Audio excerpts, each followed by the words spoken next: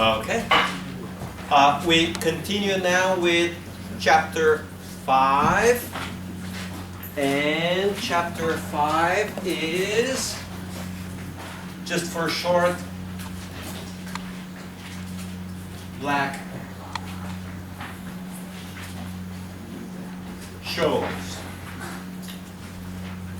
The name of the chapter is Option Pricing Models, and then becomes the Black-Scholes-Merton Model. In other words, chapter 4 was discrete time models, and chapter 5 is continuous time models. And within the primary continuous time model is known as the Black-Scholes model. They like to call it here Black-Scholes-Merton model. 5.1 is a short history. They love to tell the history of how basically finance become a theoretical subject with the origins of the Black-Scholes model. So the first part in the origins is associated with a Scottish man. Well, let's write it in black here. Robert Brown.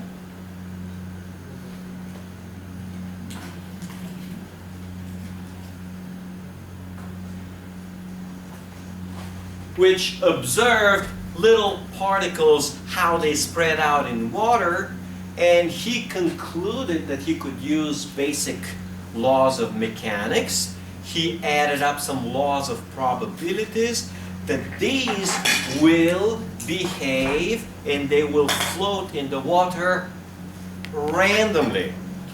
And that random behavior he was able to describe with normal probabilities and became in science known as Brownian motion.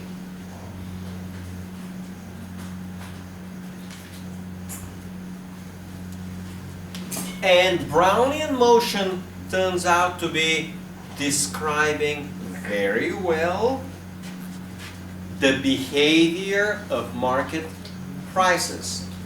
Brownian motion pretty much is a motion which for any discrete period of time,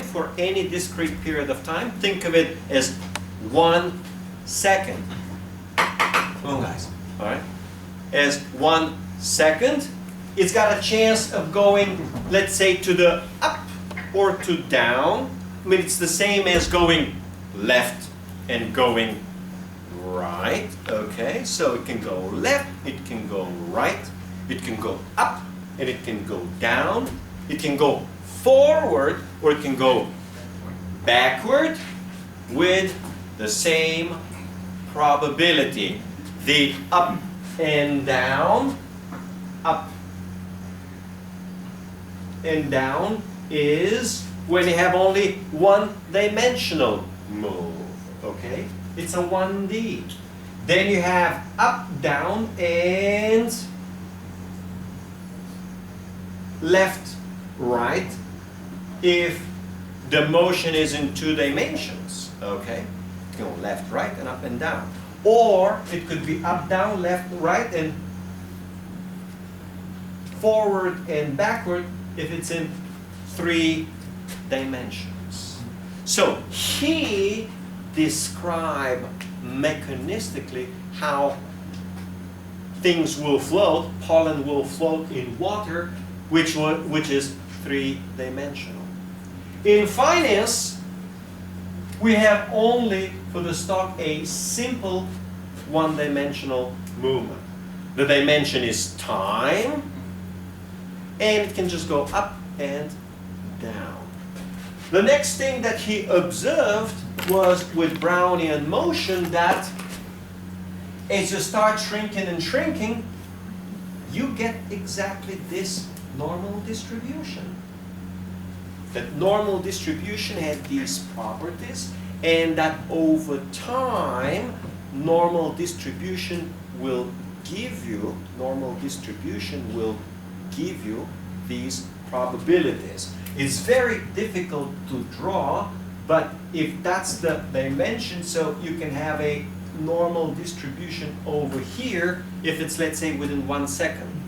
If it's within 5 seconds, it's going to be like this over time. And if it's 10 seconds, it's going to be like this. So what he found was that whether you're taking, let's say, 1 second, let me see how I'm going to draw this. I'm going to draw this way.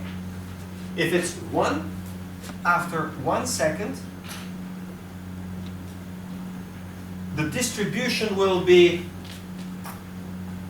normal if it moves randomly left or right. Then after 5 seconds, the distribution is going to be again normal. If you take it after 1 minute, let me delete this over here. If you take it after 1 minute,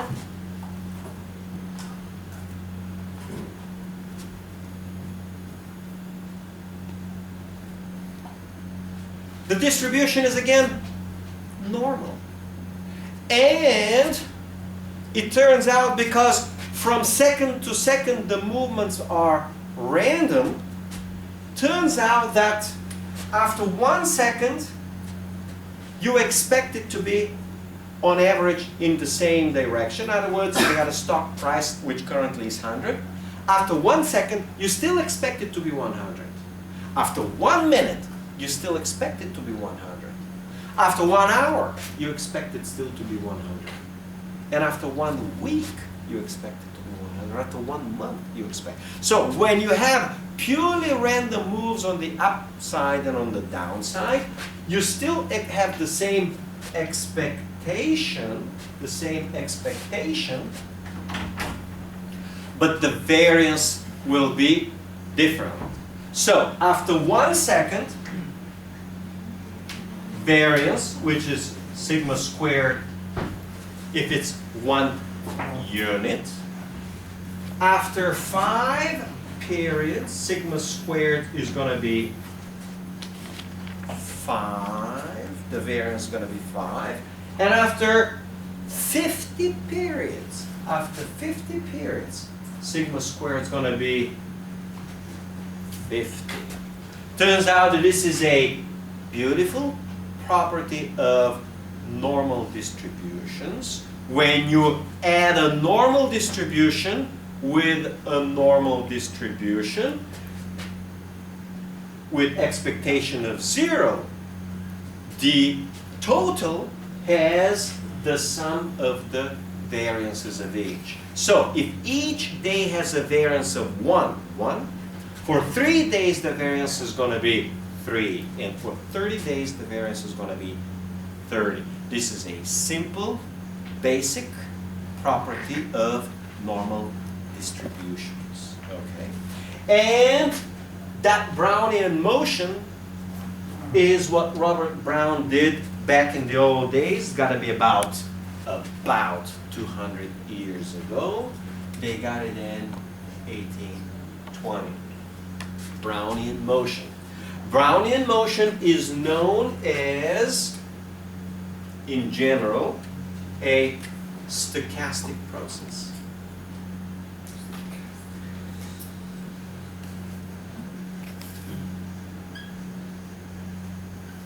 Stochastic is the proper mathematical term. It basically means random.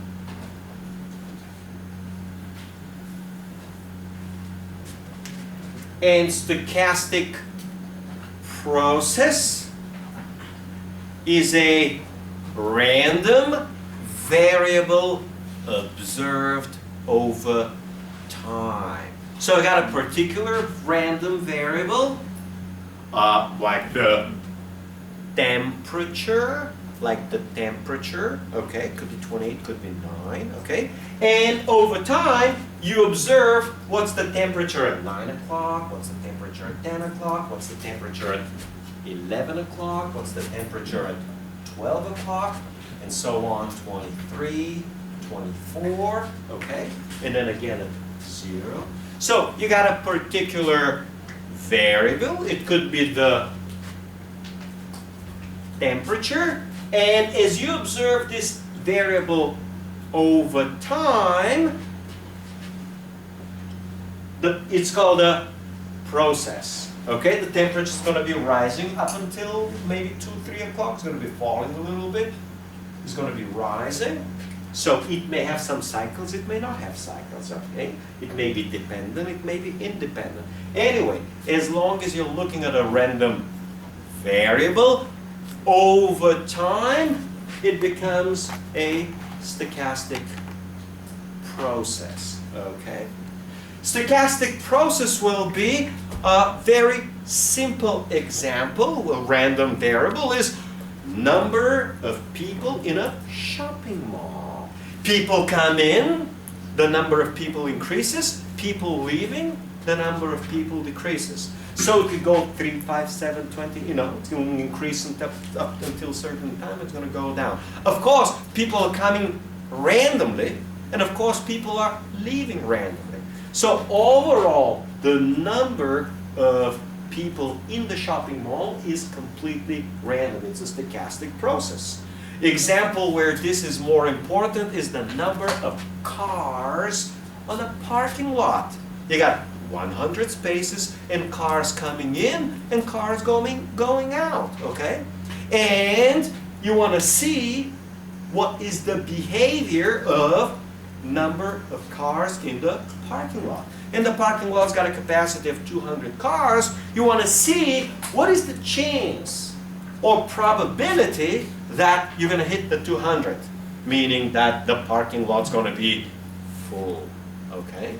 So if you're running a shopping mall, you want to have a chance of no more than 1 or 2% of the time that your parking lot is full.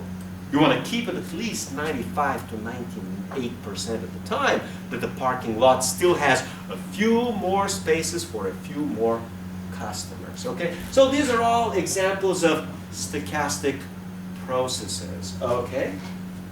And a stochastic process where the random variable behaves normally with a normal distribution is a Brownian motion. And it turns out that it describes remarkably well how prices behave on financial markets. So that's the first one. Then the next big thing was in the 1900s, as if it's in exactly 1900. There is a guy, Frenchman, called Louis Bachelier.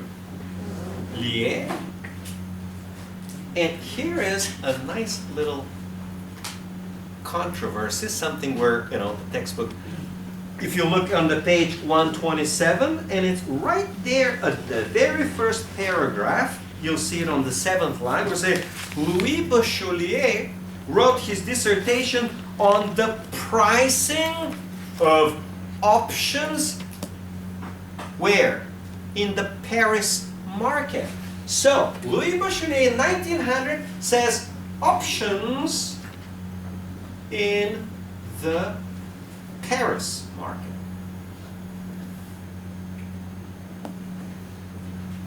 In chapter 1, they're telling you like Americans invented the options market, right? But in reality, you had options markets in the 1800s, and you had options markets certainly by 1900, over 100 years ago in Paris. So, options markets have been very well developed historically, 100, 200 years ago. What the US had first was the first organized exchange, okay? But just because they had the first organized exchange doesn't mean they were the first, like, inventing and developing options. Options were available 100 years before that in Europe, in Paris, okay? And this guy was able to figure out the pricing of options way over 100 years ago, way before options were traded in the United States, okay? So you already had the markets, and you already had the guy who figured it all out. But here's the key. In 1900, people weren't concerned with financial instruments. We already did this in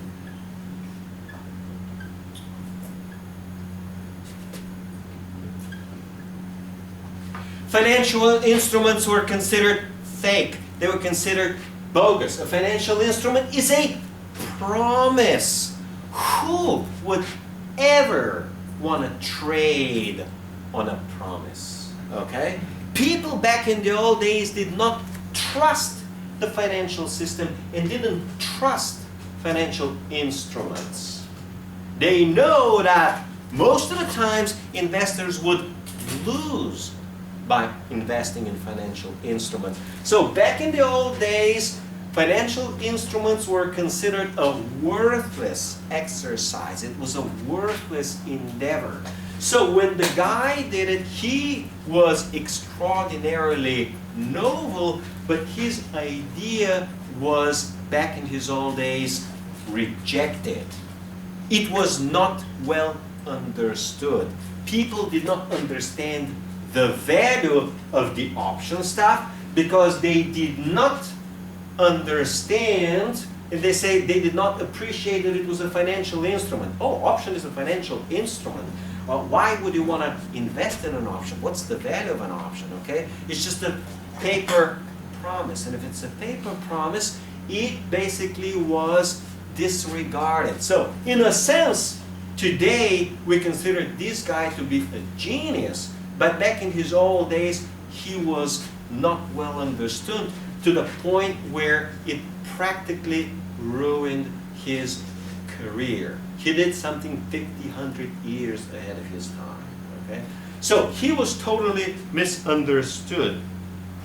Now, the early 1920s and 40s are characterized with a brand new, it's not in the textbook, development in mathematics, where you got special design of integrals, and was a major development of probability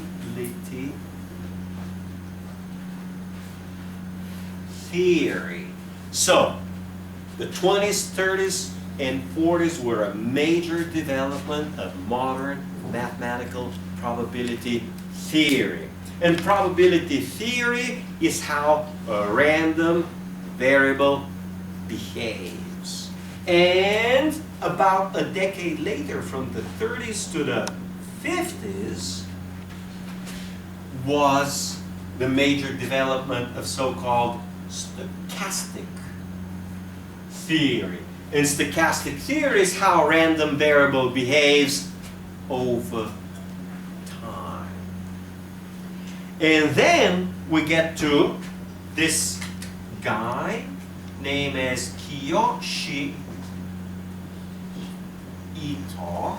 They usually have here, for some strange reason, that's how we westernized in English the Japanese. And it's got to be 1951. Who was the first guy to develop the so-called stochastic calculus?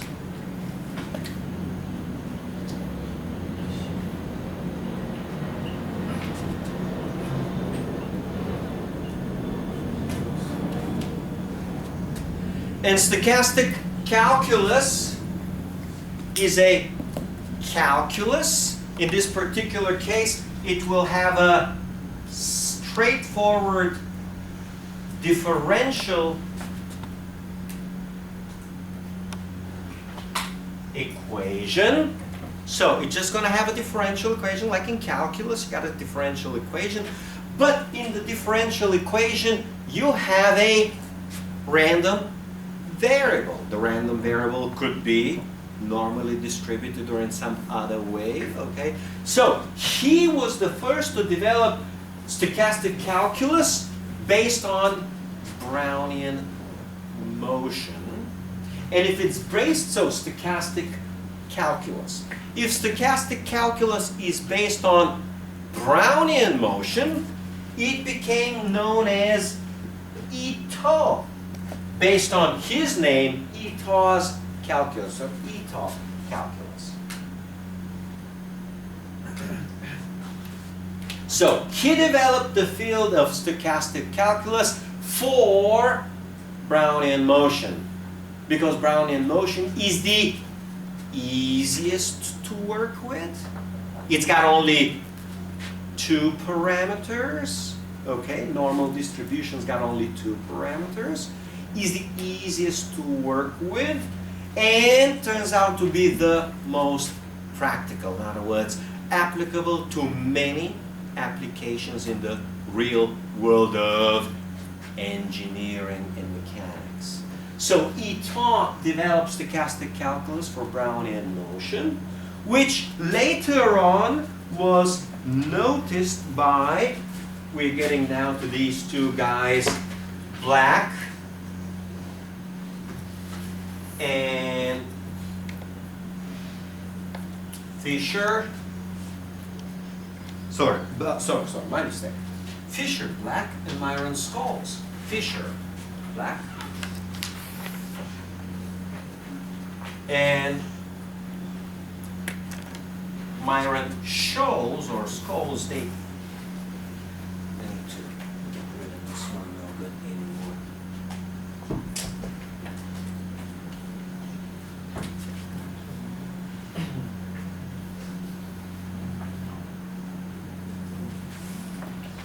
Who worked for a long time on deriving a price for an option.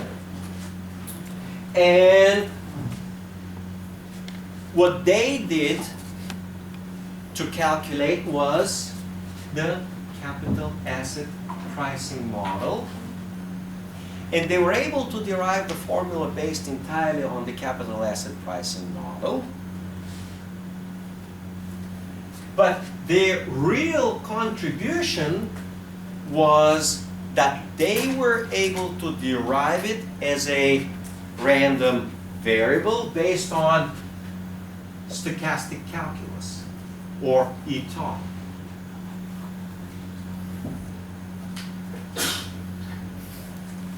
So their contribution was twofold. First of all, they were able to derive it as a, or by using means of stochastic calculus. That was already fairly well known. It was relatively easy to do. And their second main contribution is that the result, whether you use the capital asset pricing model or stochastic calculus, was the same. So that was a major contribution. That result was the same.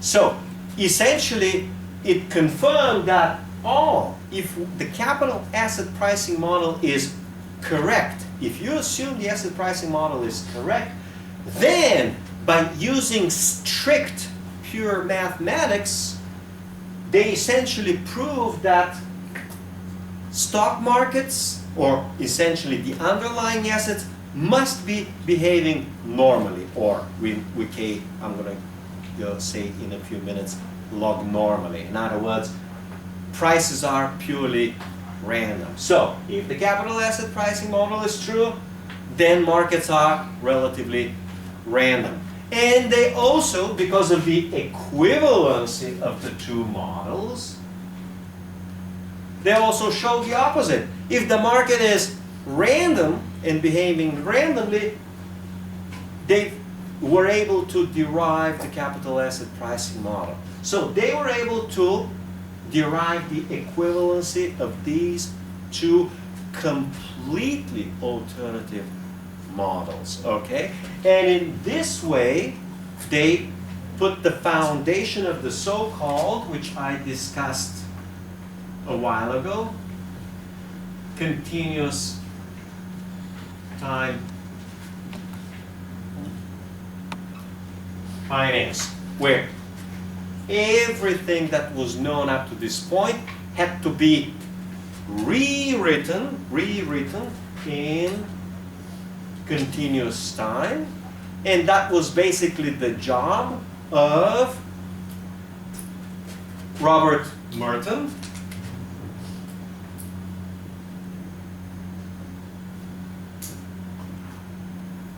Robert Merton, who has written the modern-day textbook known as Continuous Time Finance, which is a very hard-to-read book with extraordinarily advanced mathematics. And Robert Merton is said to have derived the formula fairly independently of these two guys. And sometimes most modern authors like to call it Black-Scholes-Merton Model to give credit to the Robert Merton. So, in the older days, it was just called for a long time Black-Scholes Model. Now they like to change it and call it Black-Scholes-Merton. These two are the same. They are identical. It's just a different name for exactly the same thing. And these two guys, basically, I think one of them got a Nobel Prize. I'm not sure the other guy was alive or not alive. One of them got a Nobel Prize, right? He died. He died. Yes. When they wanted to give them both a Nobel Prize, and for whatever reason, one of the guys died. So Nobel Prize is awarded only to live people. So basically, one of the guys got the Nobel Prize for it. The other guy wasn't alive to get it. He was considered and would have gotten it if he was alive. All right. So that's the section 1 about the history and the origin. That's kind of like a very, very short version of it. You should ideally study the history of finance, but again, like economic history, they have tried to cut out all of this stuff. The history, they want to really cut out all the history so that they can indoctrinate people into thinking about, they want you to think a certain ways which is relatively convenient for them, okay? And history is usually cut out. Back in the good old days, people will study economic history. Now that subject is gone. They'd study history of economic thought. That subject is gone, okay? Back in the older days, people will teach history of finance. That subject is gone. History of financial thought, that subject is gone, okay? When they cut out the history, what is left is the propaganda. All right? And propaganda's got a lot of grains of truth. And a lot of the inconvenient truth is just hidden away. Like, the distribution is actually not really normal. We'll get to that in about an hour or so. 5.2. I'll be doing a lot of BS today, right? BS standing for Black-Scholes, okay? So I'll be BSing you a lot today. BS is the limit of the discrete or binomial model. Well, that's fairly straightforward. I've already spent a lot of time on it.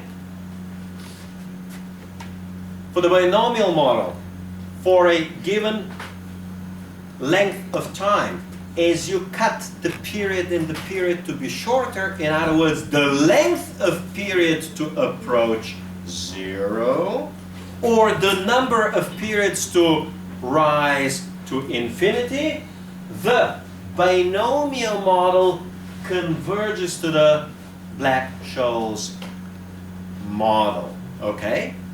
And as the binomial model increases the number of periods to infinity, the converged value is called the Black-Scholes value. So Black-Scholes value's got two meanings. Black-Scholes value is the value of an option calculated by the Black-Scholes model. But Black-Scholes value is the limit value of the binomial model. And these two are the same. These two happen to be the same. Okay? So the Black-Scholes value is the value of the binomial model as the value converges to as the value converges as n goes to infinity. Here we're going to get now the camera lady. Zoom in nicely. The picture which I gave you, open page 129 for me, 133. Can you zoom in very big and very nicely so that it's seen? 133, you see the picture? Right? And you see how it looks like? Zoom in nicely. Yeah? Okay, thank you. You can zoom out now. So, you see exactly what I drew last time in the last hour is basically you're going to have this particular chart. It goes up, it goes down, it goes up, it goes down, it goes up, it goes down, and here's the key, rapidly converges to the, we call this Black-Scholes value. Rapidly converges. As you can see very, very quickly, by the time you move to 30 or 40, it converges extremely quickly. By the time of 30, you're already very, very, very close. And the error is very, very, very small. Okay? That's a basic result of the law of large numbers. If they're truly independent, the law of large numbers is approximately valid, very closely valid, with the number of around 30. Okay? When you have randomly about 30 observations, the law of large numbers becomes very valid, meaning it's a very, very, very good approximation of purely random variables. So, by 30 or 40, the convergence is very rapid with a very small error.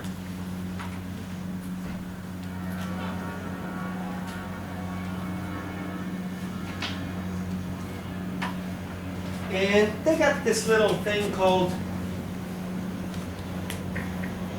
an uptick and a downtick.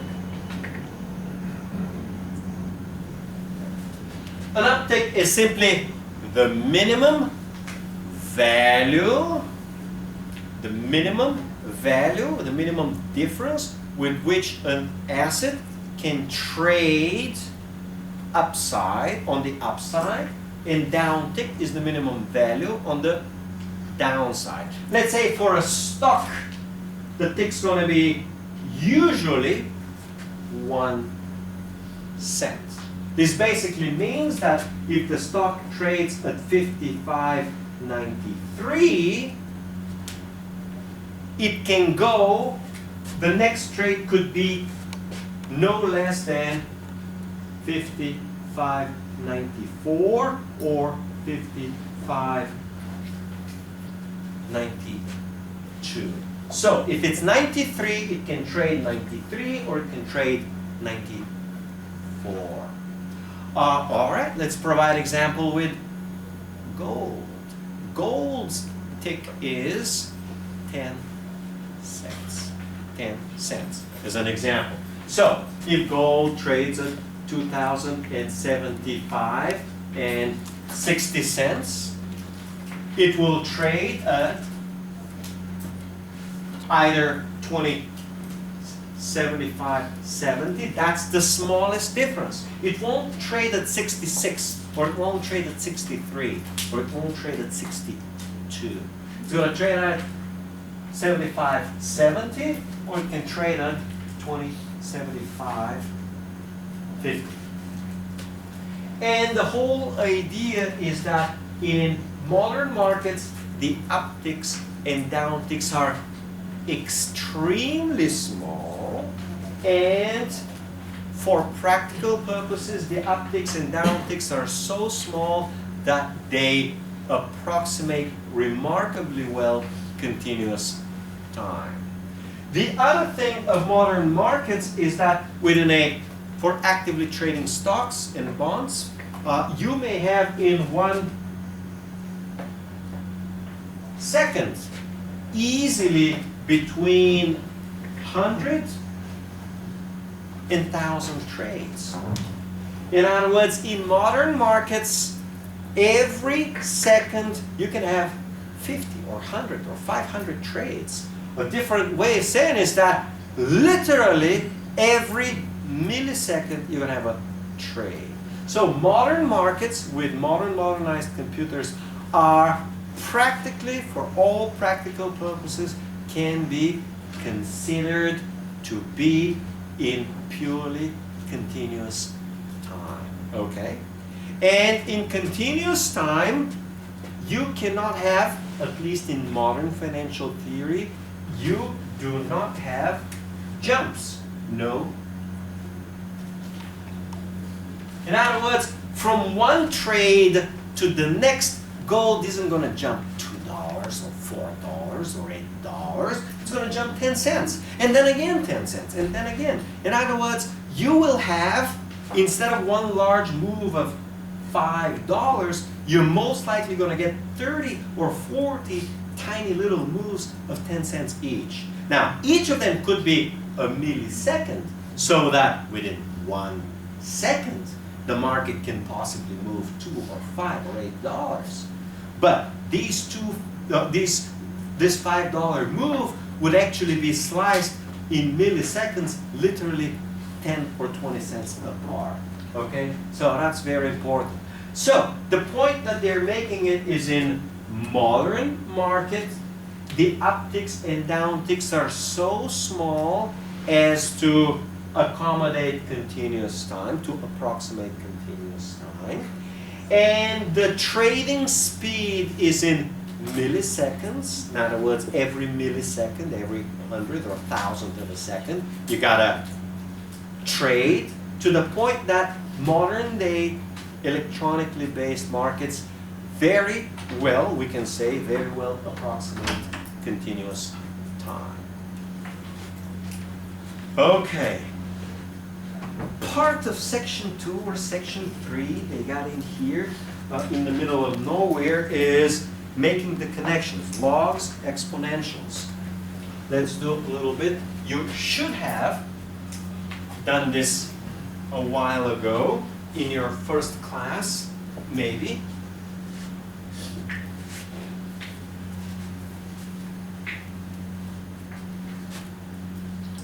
And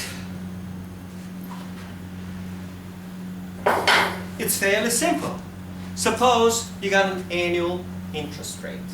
An annual interest rate will simply give you, at the end, a future value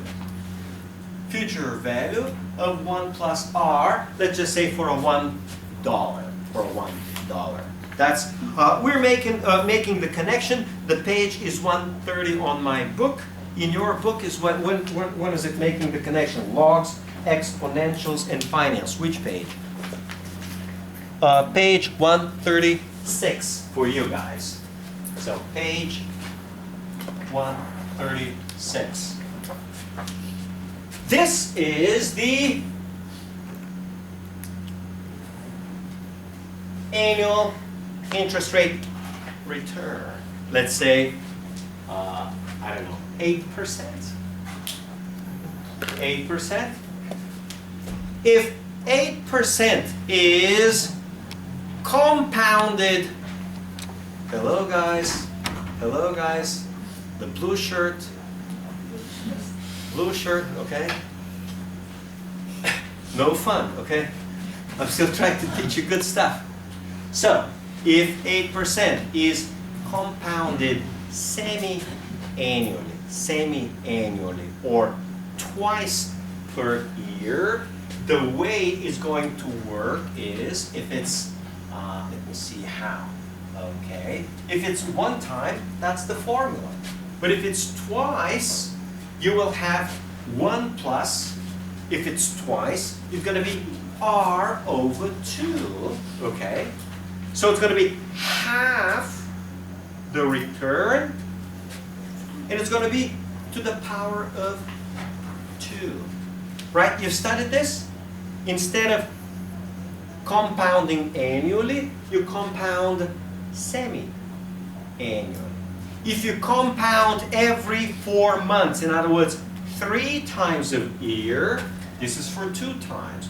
If you compound 3 times a year, you got 1 plus r over 3 to the power of 3. So, you can take 8%, and that's one way to do it. You can take it in 2 periods. It's going to be 4% and 4%. And you're going to have 1 plus 004 is in 4%. And then you compound again 1 plus 004. So the value becomes 1 plus 004. You compound it again, becomes 1 plus 004 to the power of 2. So in this particular case, it becomes 1 plus 8% divided by 2 to the power of 2 becomes 104 to the power of 2. Okay? For 4, the future value becomes 1 plus r over 4, but now it's to the power of 4. In other words, now you're going to get in here 2%, and here 2%, 2%, and 2%. So you're going to be compounding 4 times each at 2%. So it's going to become 102 to the power of 4. Right? You all studied this in your first class in finance, correct? Right? So, when you study all this, the formula becomes that the future value equals 1 plus r over n to the power of n. Okay? Is that what it is? 2 to the power of 2, 3 to the power of 3, 4 to the power of 4, n to the power of n. Okay? And now here's the trick. As n increases, the period begins to shrink.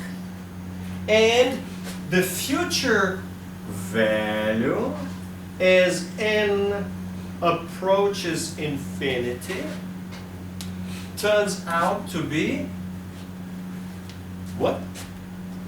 What it turns out to be? The limit is simply e to the power of r. Well, that's it. So, e to the power of r, this is the simple property or the simple definition of the exponent. That's how we define in mathematics the exponential function.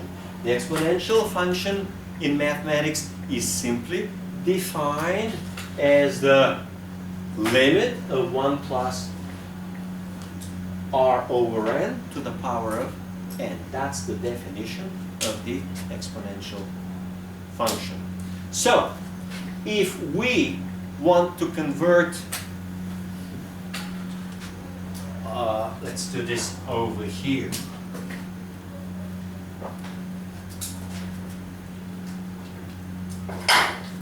If we want to convert annual return of 8% or 10%, okay, or 12%, you want to convert it to continuous return. Continuous.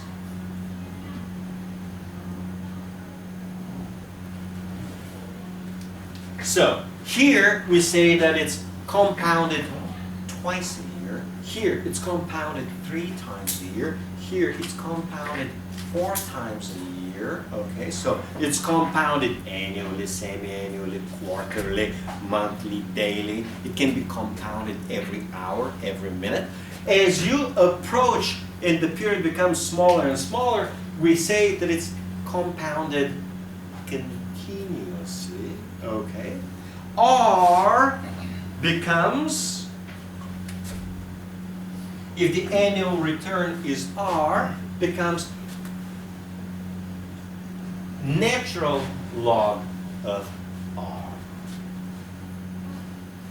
Natural log of R. Okay? And that's the natural log of R is basically a property of the exponent. Property of the exponent is that natural log of the exponential of e to the power of x is simply equal to x. I don't want to get into that. So if you guys carry with you calculators, simple calculators? I don't know, do mobile phones have natural logs as calculators? Maybe there's got to be advanced or scientific application. So instead of taking R, you take log of R. And the example they give you is that for a 10% annual return, if you compounded continuously, the return is going to be 9.5%. 9.5%. Okay? It's a very simple calculation for any financial calculator or any Excel file, okay? You can simply take a log of the return value and you're going to get the natural. This is a natural log with a base of e, okay? And you're going to get the continuous. So that's as simple as that. So we call this annual return, we call this continuous or continuously compounded return. So this whole discussion is for the following.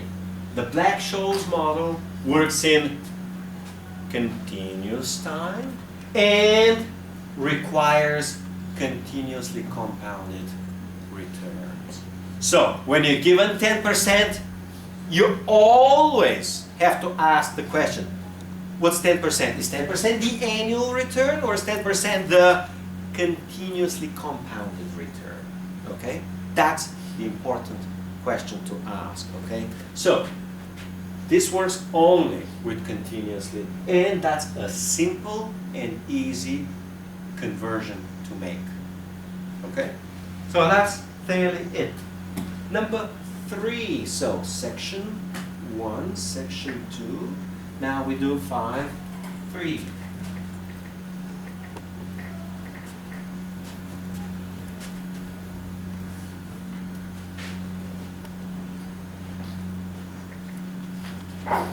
And 5.3 is simply assumptions.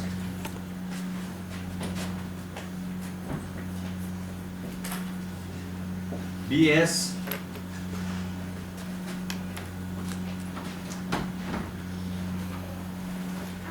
Black-Scholes, in order to be derived, has a number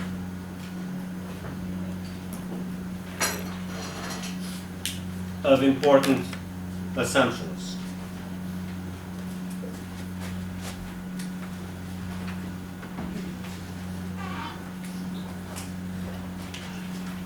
The distribution of returns is normal. Normal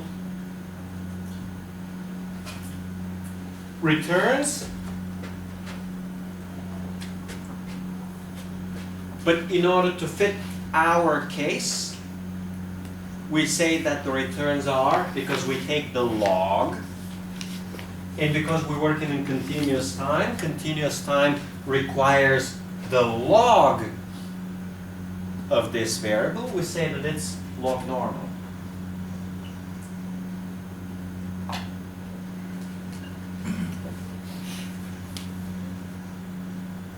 The definition is amazingly simple.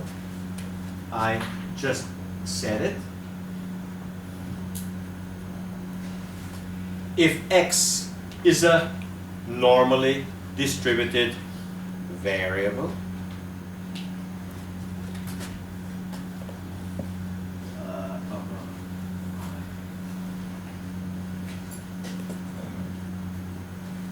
with a mean of mu and variance sigma squared, if a variable is normally distributed, we say that natural log of x is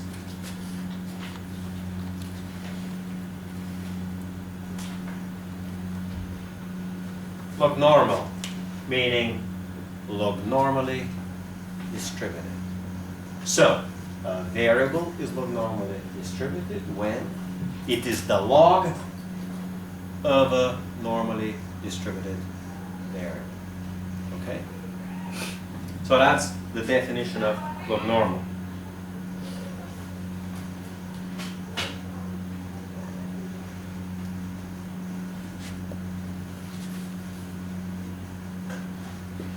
Normal return. Now, here is what they didn't explain well in the textbook, which I tried to explain before. If you open page 132, is it for you 136? Is the page 136? 137.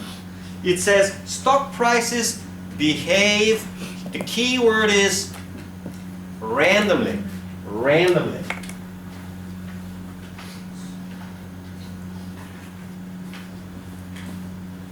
Stock prices are random. Okay? But here's what I tried to explain to you before.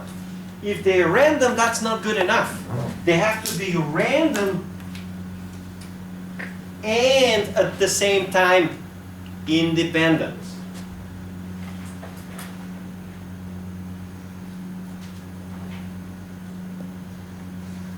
If they're random and independent, this means that it is normal.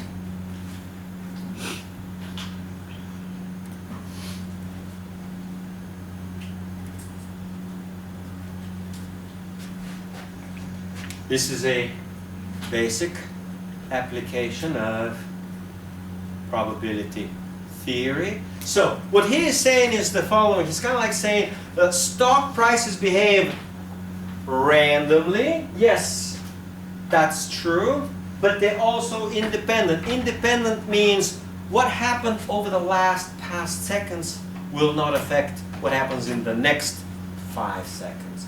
Or what happened in the last 10 seconds does not affect what happens in the next 1 second.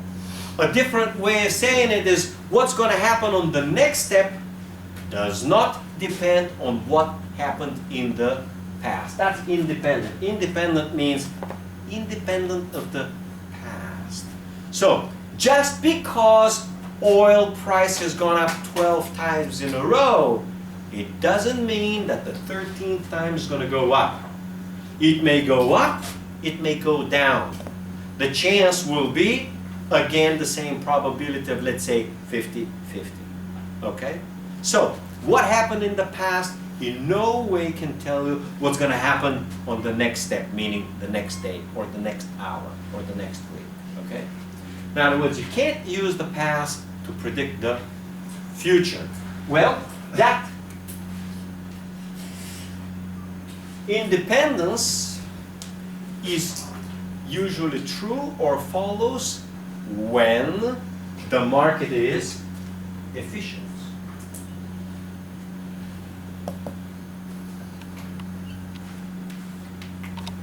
If the market is efficient, then returns are independent. Okay? So, as long as returns are fairly random and the market is efficient, efficiency will imply independence, and randomness with independence will imply a normal distribution. So that's the first key assumption.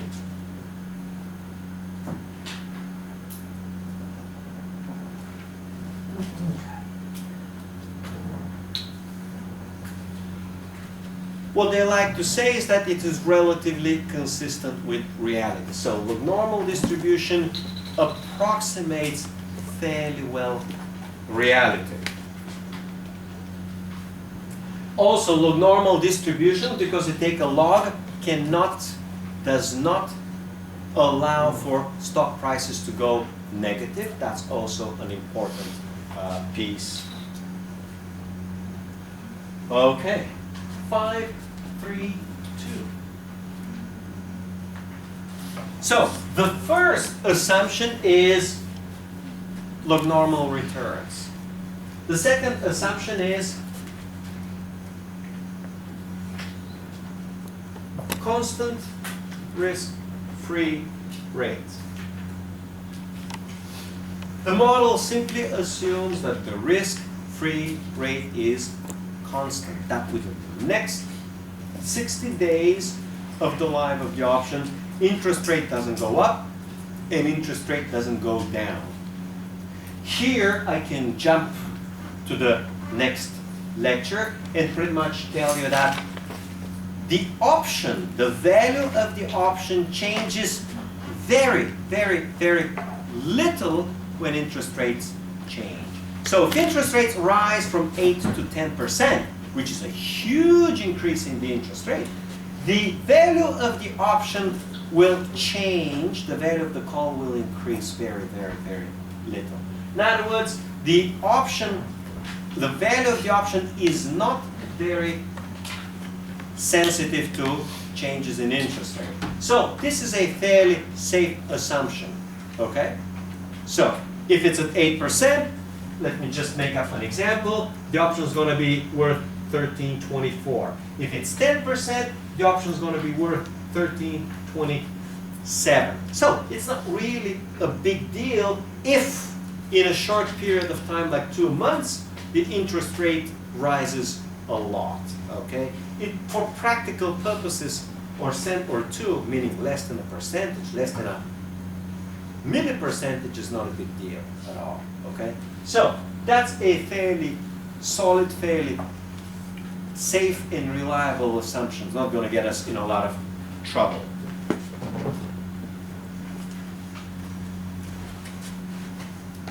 Five, 3, 3. No taxes. The model simply assumes that there are no taxes and investors don't really worry too much about taxes and the profits and taxes on profits and possibly transaction taxes. So in this particular case, no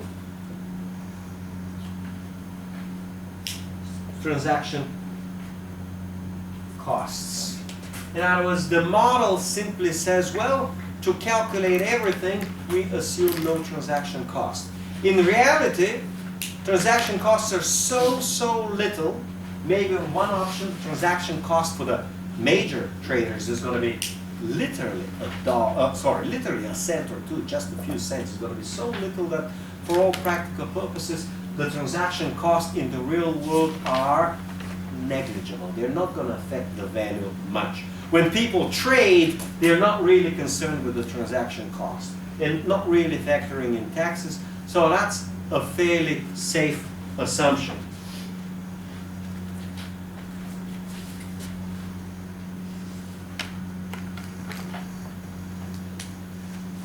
The formula ignores dividends, or simply assumes no dividends.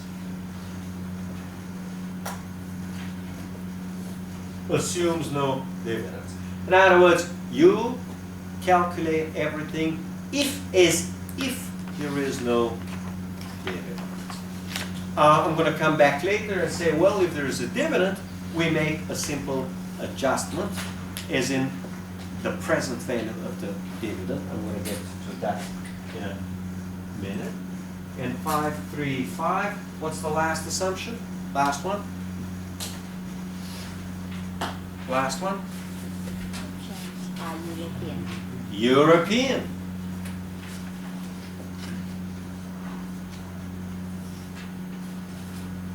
That's actually one of the possibly major disadvantages of the model, is that it is valid strictly for European options. And if it's valid for a European option, it is important for you, when you calculate and are working with American options, it is important for you to understand if there is a difference between a European call and an American call, and what the difference is. Well, the difference is going to be early exercise, of course. So you'll need to think in what circumstances they may be early exercise. For calls, it will be dividends, and for puts, it will be, as I already discussed last time, deep in the money and relatively close to zero. In other words, the value of the call becomes very large to the value of the underlying stock. In other words, you can gain relatively little from holding it further. So this is an assumption that you always need to keep in mind, that you may have to calculate the European value and down the road figure out what adjustment you may have to make for the American option. So you need to think, do I need an adjustment or don't need an adjustment? And under what circumstances you will or will not need an adjustment. Okay. So no dividend, and it's a European. So based on these, we get to section number 4, which is the formula. It's a fairly long and difficult section. I'm proposing we take a break here in 1 hour. Okay, so 12:50, back for class.